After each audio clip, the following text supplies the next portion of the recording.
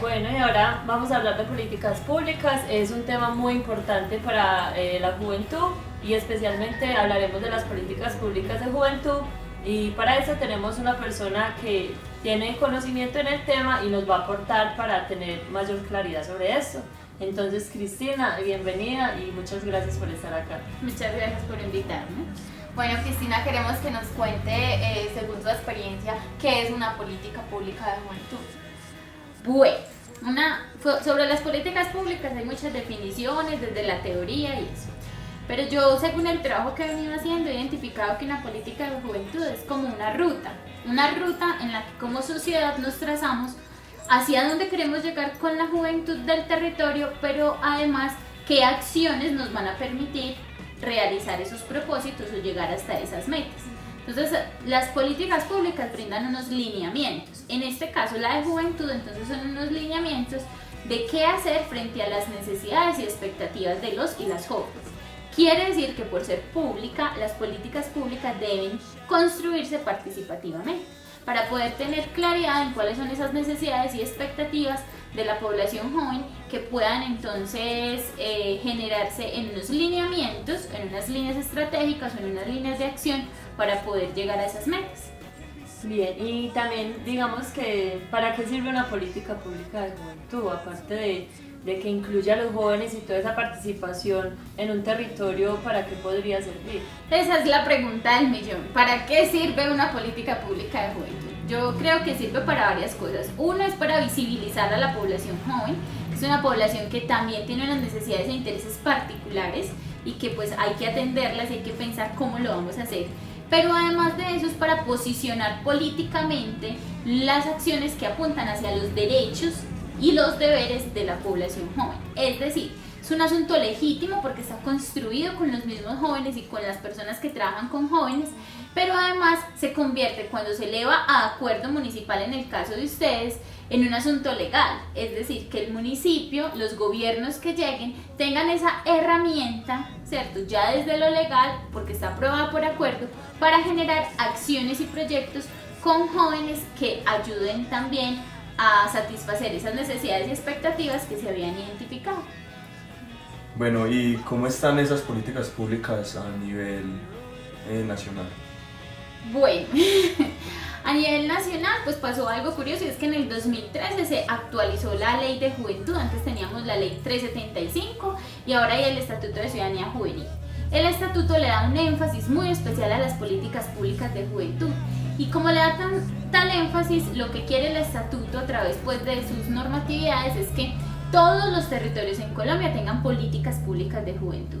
Eso impulsa que los municipios, los departamentos se piensen en el tema, pero que quienes ya lo venían haciendo, como en el caso de Antioquia, pues tengan que revisarlo y actualizarlo.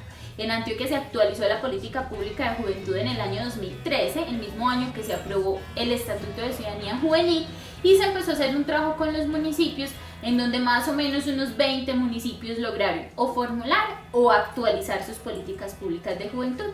Quiere decir que todavía hay un camino muy largo por recorrer, hay varios municipios que tienen que empezar en este cuatrienio a hacer la tarea de pensarse cómo actualizar o cómo formular, si no la tenían, sus políticas públicas de juventud. A mí también me surge una duda y es si tienen algún tipo de seguimiento de esas políticas y quién se encarga como de seguirlas o de mirar que sí se estén ejecutando. Bueno, hay un actor principal que tiene cada territorio, que son los consejos municipales.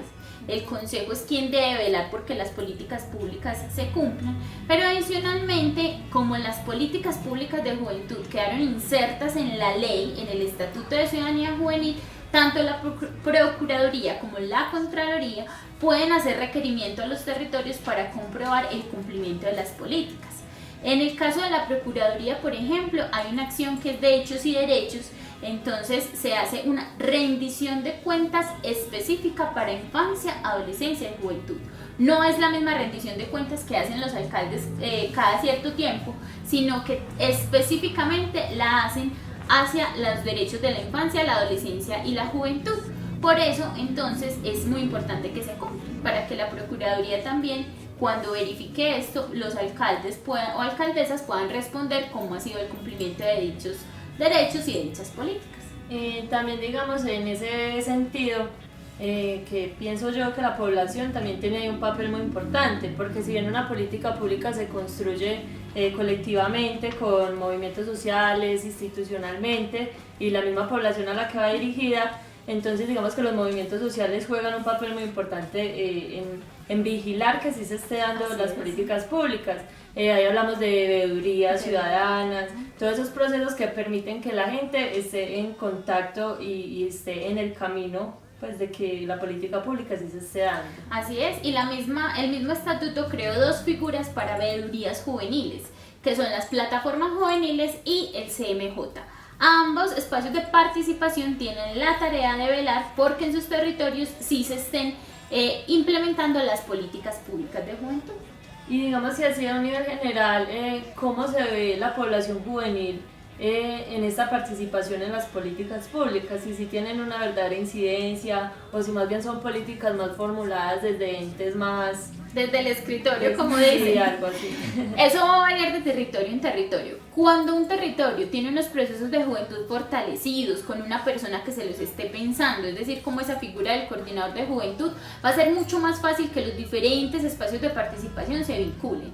Cuando en el territorio ese tema no ha estado, digamos, tan resguardado desde la administración, cuando no ha habido un coordinador, cuando los procesos juveniles no hay una plataforma que los articule, va a ser un poco más complejo. No quiere decir que sea imposible, pero pues va a ser un poco más complejo porque no hay una estructura ya que se venga desarrollando en el territorio para conversar y tejer entre todos los diferentes espacios de participación de los jóvenes y de las jóvenes.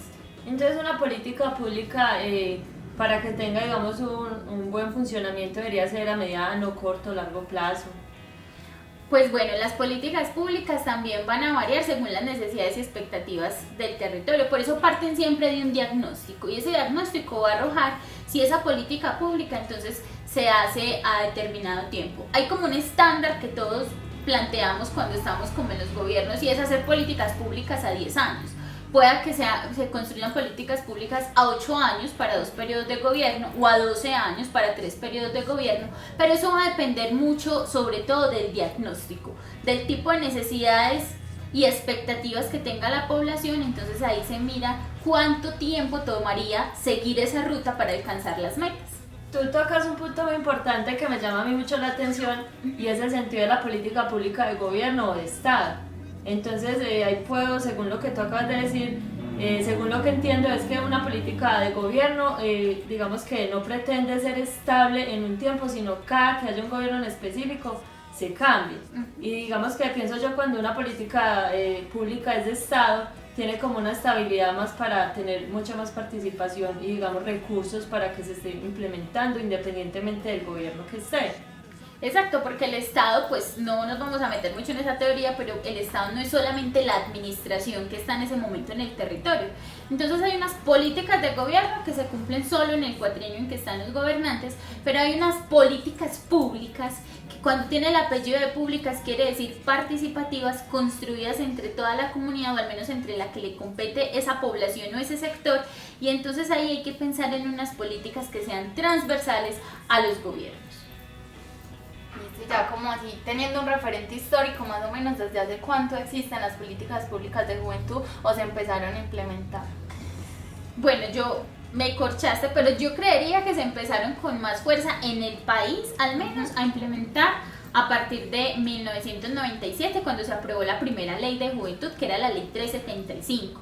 La ley traía uno de sus artículos, digamos, incitaba a que los territorios tuvieran sus propias políticas. Y eso es lo que les conté, pues que entonces con la reforma, el Estatuto de Ciudadanía Juvenil ya se pone como un asunto mucho más de obligatorio cumplimiento, por decirlo de alguna manera. El Estatuto le da mucha fuerza a que los territorios tengan las políticas públicas. Pero sí desde el 97 más o menos se viene pensando en Colombia en generar políticas públicas de juventud. Listo, muchísimas gracias. Muchas gracias por invitarme.